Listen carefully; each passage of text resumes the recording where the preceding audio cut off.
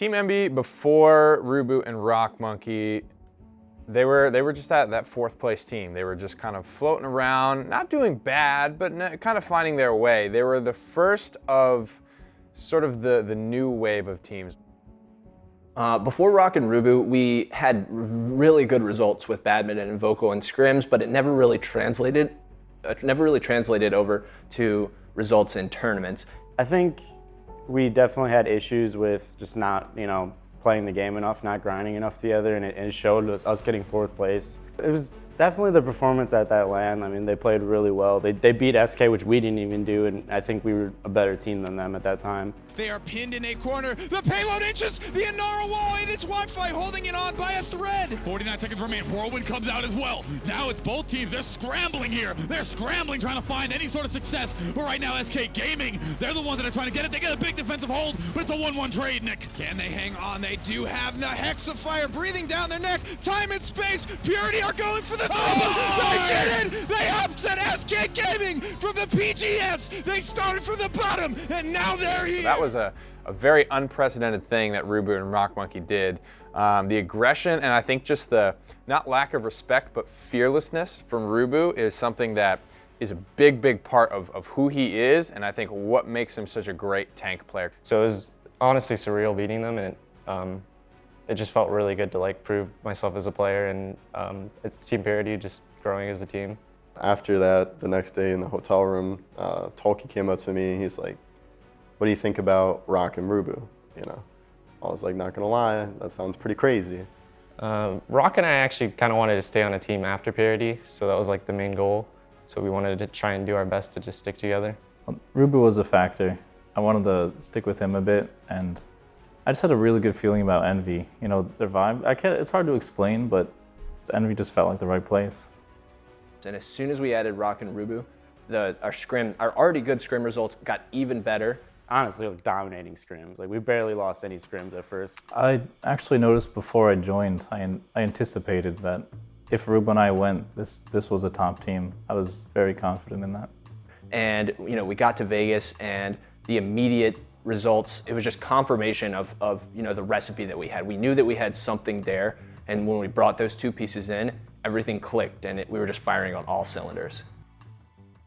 The stage is set at Esports Arena, Las Vegas. It's esports superstars Paladins live from Las Vegas. We came into Vegas not expecting to win. We thought of it as practice for the spring LAN that followed 2 weeks later. The Vegas tournament was weird because I just wanted to prove myself. It was the first international LAN. I wanted to, as a team, we wanted to prove ourselves. Another thing to keep in mind is we wanted to prove that NA wasn't a weak region either. That was one of our big points. Day one, it was going fine.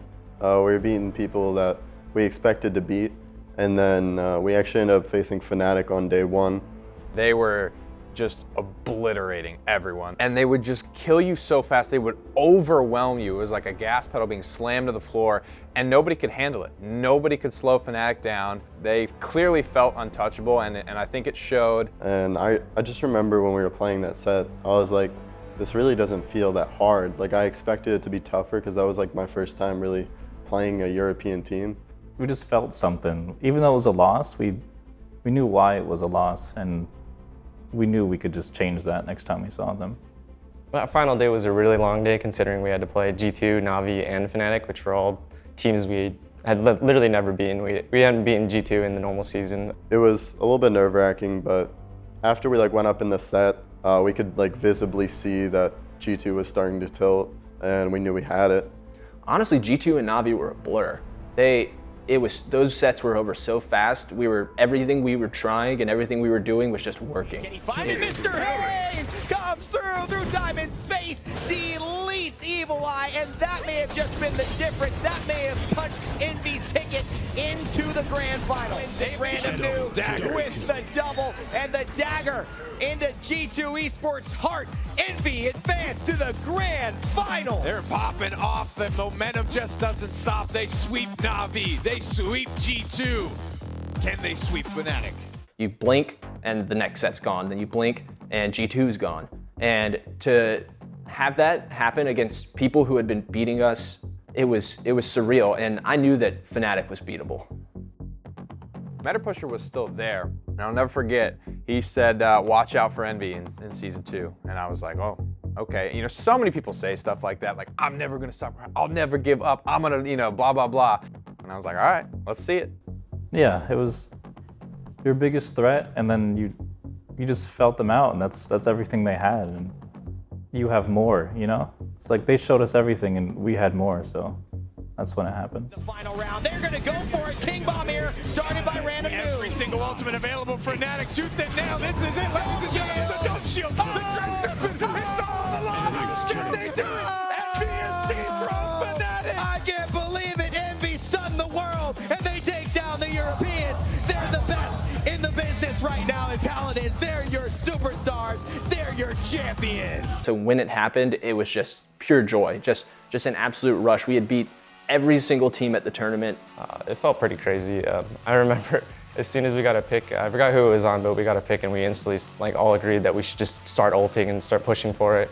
It was just amazing to like finally push that card in and win it and stand up and start screaming for excitement. Pretty insane how we felt that. It just felt really good to beat all those teams we were striving to beat for so long. That was probably the best I've ever felt after a tournament win, to be honest. You know, nothing like the first time. They take themselves very seriously, and I don't mean that in a negative light, but they are tryhards. Like, they want to win, they're doing everything they can, they're taking the coaching position seriously, they're taking VOD review seriously, they're taking every step of the journey very seriously to get that win. But it was so fun to be absorbed with those guys and watch them enjoy their win kind of from the sideline. We had established, in our eyes, ourselves as a top team in the world, but that for me was the confirmation that, you know, that was the first test that the recipe worked. So the big thing was, you know, was it a fluke that they beat Na'Vi? Like, Fnatic were literally laughing as they went on the stage to take on Envy in the finals. At that point, when you come to the next event and you do get beat by those teams, that's like, it's kind of like case closed, right? That's the evidence you needed. This was a fluke, and Envy, I remember being very vocal and frustrated by that feeling. It's very difficult for us to take losses because I have guys on my team who are just so addicted to competition that they take every single loss we have, whether it's a scrim, a tournament, a grand finals, anything. That's a personal insult to their skill level. Those splits were, it was kind of rough. Like winning a tournament obviously puts more pressure on you. We had like Na'Vi and Fnatic definitely looking at us and seeing us as a threat. So it honestly made our jobs harder. Like, Na'Vi's not going to go into our set thinking like, oh, it's a, you know, a middle of the road NA team. No, this is a team that could beat us and, you know, take us the whole way. It kind of resets you. It makes you question everything, or like, why did we win the first time and we didn't win this one? Like, did Na'Vi not show up last time, or, you know, was it momentum? Like everyone was saying, Vegas was momentum, and you kind of question yourself, and you just put in more work to show yourself that you actually can do it and you can be the best. So it takes time. They hurt for, you know, a day or two, and then we accept the fact that we made mistakes and we can learn from them. And it was always Na'Vi. Na'Vi is the only team who's ever knocked us out of an international tournament, and it was always them. We've always thought from the beginning that, you know, if we beat Na'Vi, we can win the LAN. Us and Na'Vi were in very similar positions. We were both chasing the top. Even though Na'Vi had won the World Championship, we're friends and competitors. You know, we can have a grueling set where we go 7 games with them. We never actually did, and then go hug it out afterwards. And it's not even just Phoenix and Rubu. We're friends with everybody on that team. Mutu and Rock are BFFs, you know, brothers from another mother. Sit down, don't talk. Yeah, and Spunky and Hayes are just both they're just kind of guarded. They don't really talk much. I always saw Phoenix as a person that's better than me as a player and a person, so I've always like looked up to him and wanted to be like him. So seeing Na'Vi above us wasn't surprising to me. It was definitely like something that I had like already considered, and I was ready to like grind and prepare myself to eventually try and get better than them. That season was a big stress on preparation and preparing for every single match we had during the regular season like it was a LAN finals. I mean, it's anything with every team. Like, you go through highs and lows, like, and me and Tolkien, I think the most, have always preached, like, through those lows, you got to stick together even more. And, like, through those highs, it's really easy to, but, like, through those lows, that's when it's the most important. I was just taking those games one at a time, and I think it was our dream to have an undefeated split. For us, it was like, we need to be first seed because we we're looking at EU and we're thinking, you know, Fnatic's kind of falling down, so Navi's going to be the number one seed, and they just won the last 2 tournaments, so we really don't want to play them until the grand finals. So we went into that last season like, we're getting first seed this season, there's nothing else. Like, if we get anything short, it's unacceptable. It was a really good feeling just to go undefeated. I celebrated really, really hard on that. It was like a warm-up. It was a little confidence boost, but didn't matter as much as the championship, where everything comes together, and that's the biggest competition.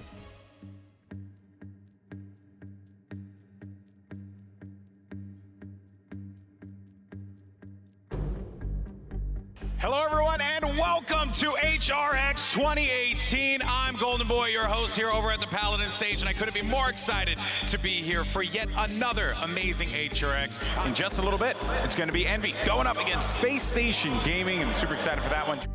Yeah, we were scrimming SSG prior to Worlds, so we knew that SSG was a really strong opponent.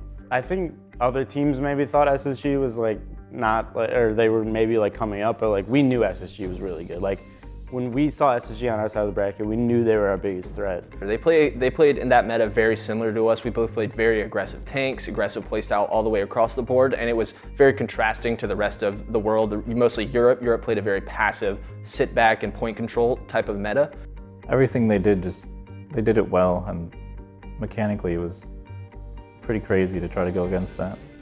I think FrZGod is a crazy DPS player, and the way they play around their tanks and they play very well as a team. So I think their team play was honestly one of the scariest parts about them.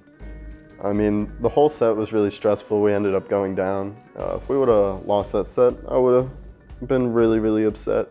And when you're in that moment, you really can't let that doubt sink in, because if you do, like, you're already lost. That was one of the most taxing sets I've probably ever played. Finally being able to win it and stand up. I remember Hayes picked me up and carried me. We were just so happy to win that set, and it was just a good feeling. We just barely won that last point. I just remember being like, we actually won. Like, how did we win that? That was like insane. I was just like so relieved that we're in the grand finals. It was a pretty great feeling. There was so much story and so much weight and emotion packed into that set. It comes down to the absolute wire. That's the set where you lose your voice. That we were screaming. That was by far, I think, the best set of that World Championship. On Grand Finals day, we were like just talking to the guys on Navi a bit beforehand, just chilling with them. But like 30 minutes or so before we went up there, I just put on headphones. You know, I just started listening to music. I wanted to get in the zone. We just try to stay in the moment and like just enjoy it. Like you don't get many opportunities to play in a grand final of a humongous tournament like HRX. I didn't know what was going to happen. My mind was all over the place. If SSG was that hard, how hard is Navi going to be? I remember game 1. It was split stone. We lost, but we were up originally, and it was really close. And I just remember thinking after that game, like, we made some dumb mistakes that game, and if we just fix those, like, we can win. Yeah, I take a lot on myself, but especially when my team is doing very well and I'm doing okay, I think that's when it's the worst. 'Cause if we're all getting rolled together, it feels good. After seeing the draft in Fish Market, I was really confident that we had a better draft that game. We were going up like 2-0, 3-0. I was like, yo, just stay level-headed. We got to focus. It's not over till it's done. Just focus. Just finish it off. We were just like, we got to do this. So as soon as we won a fight, we were like instantly into the farthest positions we could go. Like, it wasn't over until that last push went in, and then we just like went crazy. Up doing it. Up and it is the world champions. Envy steal the show, and they claim the globe in Paladins. There's so much going through my head. I didn't really know what to think. I was just super excited to win. It was just, it was surreal. I don't know how else to explain it. I don't know, I just felt like so happy to be with like my teammates. Like I love those guys so much. Like I don't know, there's no better teammates in the world for me personally. So. Well, that was my first World Championship win in anything, and the World Championship, that meant more. Because everything you work for just comes together, and it was amazing. It was like a huge weight was just lifted off our shoulders. It was like, now I can celebrate. Like, all this hard work finally paid off. Once I heard that I got MVP, it was probably the most exciting thing in my life. It was something that I've strived and worked for, and wanted to play on stage and get an MVP trophy. Yeah, I mean, I was proud of him and he deserved it. I mean, 2 trophies would be nice, but There we go. But- There's the truth. I mean, of course I'm happy for him and he deserved it. And I think it's really just making sure we're constant. I don't think really much changes. Like, I think even though you're at the top right now, like, that could change if you're not constantly improving, constantly like doing the work, like making sure you're the best. Honestly, I just wanted to win again. Winning is a feeling that you can't really replace, and that's something that I wanted to do as soon as we won Worlds. Like, on the flight back, I was just thinking about how I wanted to keep playing and I wanted to play again and improve and win another tournament like that, because it's just such a good feeling. Like, it doesn't really change. Like, in my head, I don't think we're the best. Like, if I did, like, we'd stop improving as a team. Like yeah, we did win Worlds, but that was one tournament. Like, the next tournament, who knows? The other teams might be better than us if we get complacent and stop working. So I think we just got to constantly keep improving no matter what. I'm always putting in 100%, no matter what's going on. If I'm in my bedroom or I'm in a boot camp or if I'm in a gamer house, it's always, all of it's going in, but there's a little bit more on the line though. I had a taste of winning. I can't just not have it anymore. It's a great feeling. Every time we get like a loss in scrims or something like that, I'm instantly back in casual queues grinding. No matter what you can do, you can always be a better person. You can always be a better player. Like, there's always something else to achieve. Like, I would never want to feel complacent in anything. This year, I want to win Worlds again. I want to be the team that repeats for the first time in Paladins history, and I think it's absolutely doable. When you look at where we were at the start of 2018 and 4th place in NA to winning Worlds, I think going from winning Worlds to repeating, it's the same level. If we put in the same amount of work, the same amount of effort, and work just as hard, I think we can do it.